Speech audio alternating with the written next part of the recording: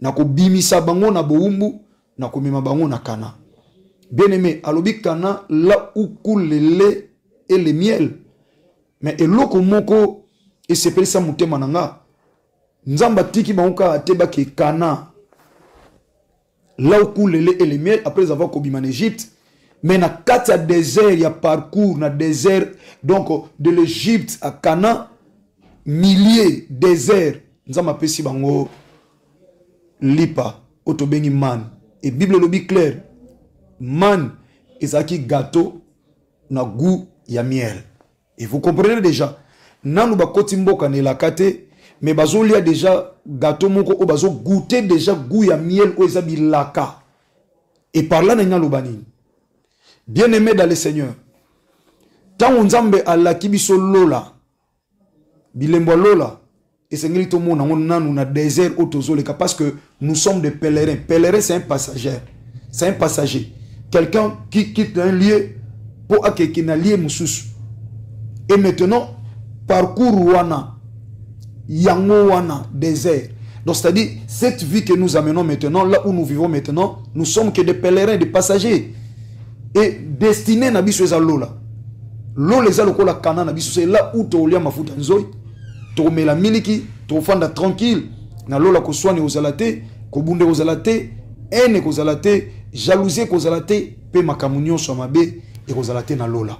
Mais ya moto kota Cana, il faut to mekango, to meka mafuta nzoi, to meka gâteau na goût ya miel. Donc c'est-à-dire, nde tozana se ya moi oyo, il faut to meka goût ya lola, c'est-à-dire oyo ça difficile, nzamba pesa yango et comme facile. Ndenge ko nanga Moïse matuta mpanja loba, opuselenga panaza o basusu bazobundela. Oyo nyokoli basusu pona kozwa, opesanga yango lokola matabisi pona salela yo.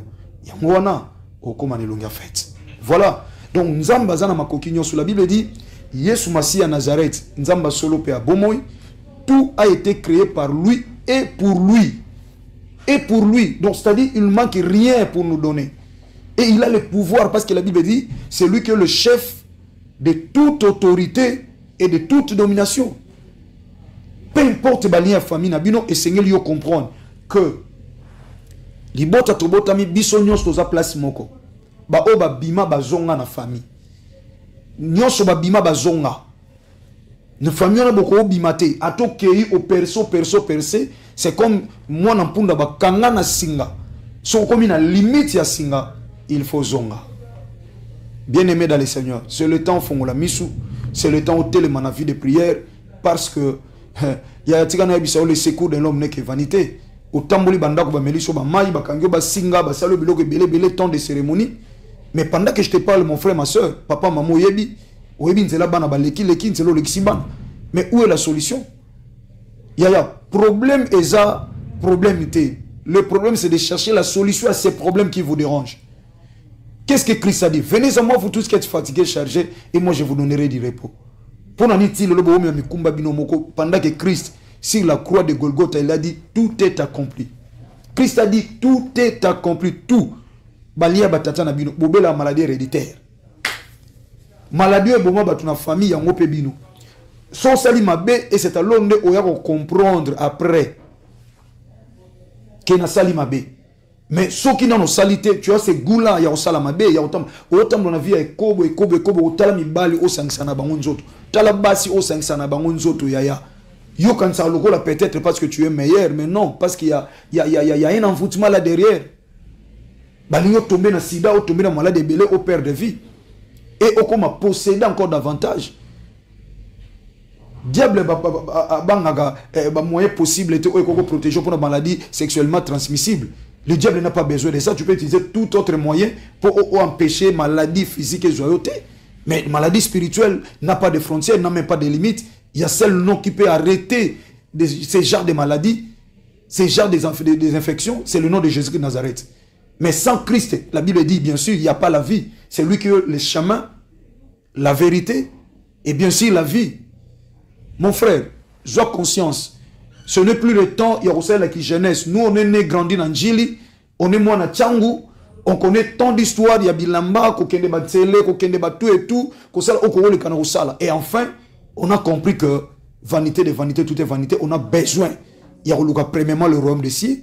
Et après, avant le royaume des cieux, na vivre pe bola mwanzambe na sena moi au centuple sur cette terre. Frère Sosola.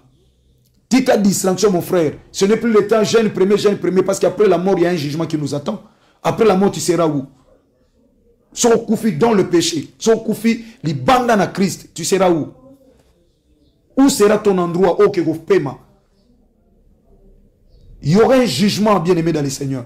Alors, le rôle comprendre que son ensemble là est d'abord pour l'intérêt na yo, pour nzamba zala nzambe avant ngana otobotama. Bible dit quand la terre était informe et vide, lui il était déjà Dieu, il était là. C'est lui qui a fait toutes choses, il a créé toutes choses. Naina sunga ou bien aimé. Tu vois des problèmes qui te compliquent. Oezo leliso, maman. Ok na poto mukandate. Ok na poto permis oya pamba pour même mutuka kaka moyen de déplacement. Ils ont compliqué au tilelo. Au salaire permis, ça ne tient pas. Ok, n'a pas ton espoir au réussir, mais le lot a la complication. Le lot 40e mariage, 40e libal aux anons. Or, bandolo bangana obota na mbali moko nos mbali mono sanevi. Papa bandolo babongo ngai na obota na mwasi na moko aujourd'hui oboti na basi combien? Zonga tala na famille na bino yaya. Ende ko na ngai na zolo baloko frère na yo avec un cœur rempli d'amour. Dans la famille na bino, combien de personnes abouti na monsi moko, combien de personnes abouti na mbali moko. Mais quand vous êtes frappé d'aveuglement, il y a aussi comprendre. Le Seigneur m'a dit de te dire maintenant, parce qu'il n'y a pas d'hasard. Au coup un message, peu importe, na partage, ba salio, tout ça, au beaucoup na ngoyo moko. Bien aimé, sachez-le que le Seigneur a voulu vous parler pour vous dire qu'il est temps de comprendre que eza alliance, il y a famille, eza ba singa famille, tata na bino na maman na bino. Ndenge basala ya mopeza pa na bino mama bino aboti na mbali mokote bino nyoso le bon bota ibale belebele ozole le biki na merci na satan ndaite na kokoma na niveau. Mais c'est arrivé bien aimé dans le Seigneur. Mais non, tu dois avoir une révélation. Tu dois avoir une révélation. Il n'y a pas une révolution sans révélation. Tu dois être d'abord révélé pour que tu puisses te révolutionner.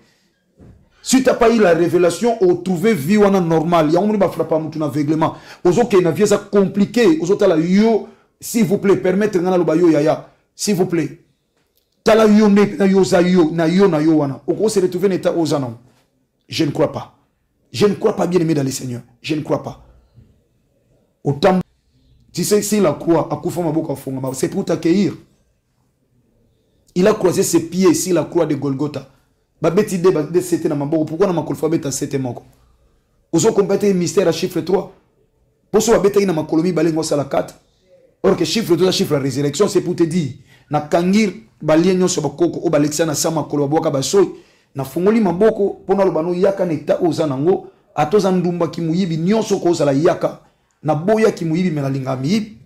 Na boya kindumba menalinga bandumba pona yamba bango nyonso bato misala mabe. Enfin que chiffre 3, il y a 7 à l'oboko à Mobali, il y a 7 à l'oboko à Mwasi, puis il y a 7 moko na makolomi balé ça la chiffre 3, mais ma résurrection vit na obakunda. Et c'est quoi? Et c'est quoi bien aimé?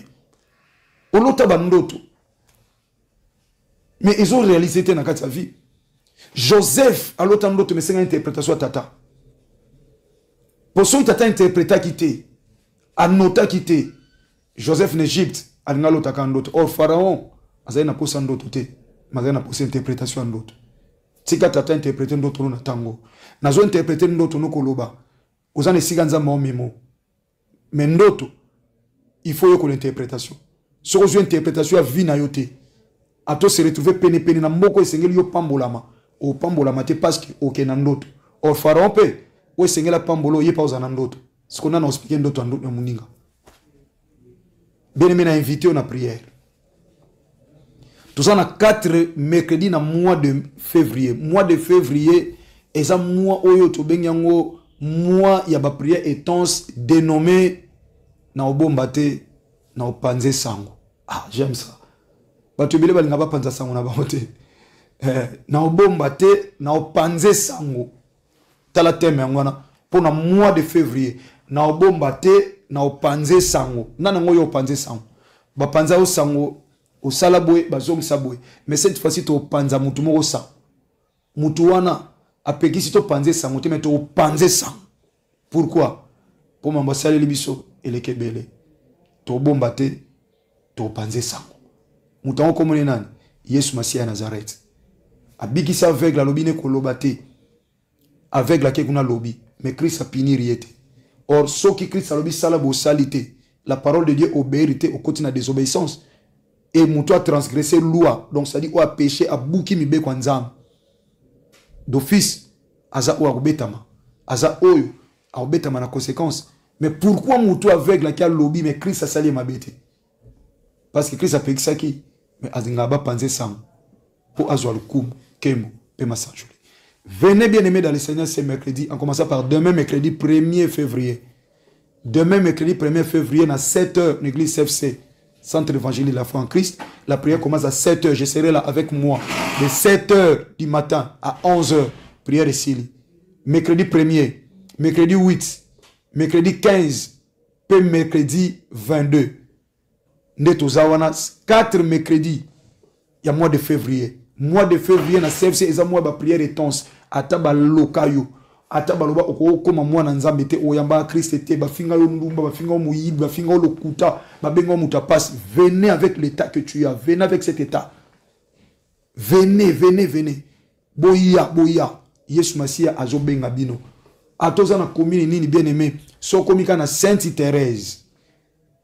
So posu grâce aux amis tout que na kimbanse que toza non loin Sainte Thérèse sur Macadam. So kozimi tu kimbanse que kotu na kuta adresse le baga na chauffeur ou bien receveur lo ba quitter église et pas pasteur de la foi Kambaka neto lo bana kin quitter en église à pasteur de la foi neto lo bila ngo bon bon kitcho na porte église au traverser ka niveau au commune église toza sur Macadam. So quitter na Sainte Thérèse référence en Gilles place Sainte Thérèse au kitiwana au lobika na bato ba moto to ba chauffeur nazo qu'une église pas pasteur de la foi ba otiko na porte ya église tu n'as même pas besoin de l'adresse. Bien aimé, la prière commence à 7h 7h na simi micro 7h du matin boya en famille boleli mingi boya en famille banda na biso ne bandeli kolobate na banana na 4 ça c'est pas Dieu. Commencez avec nous d'abord demain c'est les fériés banda na biso le 1er février oyo banda na biso bien aimé na otea sa malam toko bondela. Et puis pourquoi tu lobby na bomba te na opanje sang? Parce que to tato lae. Et c'est moi le sambo. Ils habillent en on. Donc to bondela. To bondeli o tato li makamzamba saleli yo. Akuta na piscine Bethesda na mutu ou apesa rendez-vous. Na mukana Jean chapitre 5 akuta na mutu piscine Bethesda pesa rendez-vous. Au poli trop obikité. Faut que tu aies Yesu Masia Nazareth. Ou police a été ma big saka au cap. Moi si au Marc chapitre 5, verset 21, perte de sang depuis 12 ans. À Koutana Christ, à Zoar rendez-vous. À Zoar rendez-vous. Na Marc, Bible le Moutoyo, avec le Bartimée, à Koutana Christ, à Zoar rendez-vous. Kaka yo ne mutaope sa rendez-vous. Yaka na kondimana yo. Vous savez, dans ça, la calcul, il y a révélation. Parole, P plus F est égal à M. P plus F est égal à M. Parole plus foi est égal à miracle.